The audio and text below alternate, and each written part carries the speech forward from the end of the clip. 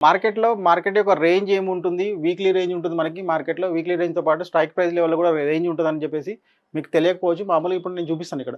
Each strike ప్రైస్‌కి ఒక range ఉంటది. ఇప్పుడు 25,700 యొక్క రేంజ్ ఇది ఎందుకొచ్చింది యాక్చువల్‌గా ఈ రోజున్న డేటా ప్రకారం, గ్రీక్స్ ప్రకారం, ఐవీ ప్రకారం మొత్తం డేటా ఎంతవరకు రైటింగ్ ఉందో దాని ప్రకారం ఈ లెవెల్స్ వస్తాయి. అంటే 24,700 అనేది ఏ రేంజ్ నుంచి మూవ్ అవ్వడానికి ఛాన్స్ ఉంటది 657 నుంచి 707 వరకి. అంటే 50 పాయింట్స్ మూవ్‌మెంట్ అనేది ఇక్కడ ఉంటది. 657 అనేది ఏం కనిపిస్తుంది మనకి ఇక్కడ సపోర్ట్ లాగా కనిపిస్తుంది. ఓకేనా?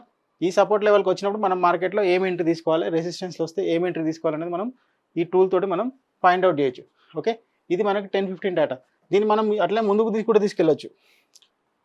నెక్స్ట్ 3 మినిట్స్ తర్వాత డేటా ఏమైంది యాక్చువల్‌గా. ఓకే. అట్లాగే మనం ఏ టైం అయినా సరే మన డేటాని మనం అట్లా ఎనీ మూవ్‌మెంట్‌కి 12:30 పీఎంకి డేటా ఏం కనిపిస్తుంది. అట్లా మనం లాస్ట్ 1 ½ 2 ఇయర్స్ డేటా ఏ డేటా అంటే సరే మార్కెట్ యొక్క రియలిస్టిక్ వ్యూని మనం ఫైండ్ ఔట్ చేయడానికి మనకి ఛాన్స్ ఉంటుంది. ఓకేనా? 12:30కి ఏం కనిపిస్తుంది. సపోర్ట్ అనేది మనకి ఎక్కడ కనిపిస్తుంది, సేమ్ సపోర్ట్ అక్కడే కనిపిస్తుంది. 700 దగ్గర రెసిస్టెన్స్ కనిపిస్తుంది. ఓకే. సేమ్ ఇట్లాగే మార్కెట్ యొక్క మూమెంటం పట్టుకోవచ్చు మనం. మార్కెట్ యొక్క లెవెల్ ఎక్కడి నుంచి ఎక్కడి వరకు మార్కెట్ ట్రావెల్ చేయడానికి ఛాన్స్ ఉంది మనం పట్టుకోవచ్చు. ఎక్కడి నుంచి మనం సేఫెస్ట్ లెవెల్ ఎంట్రీ కావాలి. అంటే మన క్యాపిటల్ ఎక్కడ ఇబ్బంది కాకుండా సేఫెస్ట్ లెవెల్ ఎక్కడ ఎంట్రీ కావాలన్నది మనం పట్టుకోవచ్చు.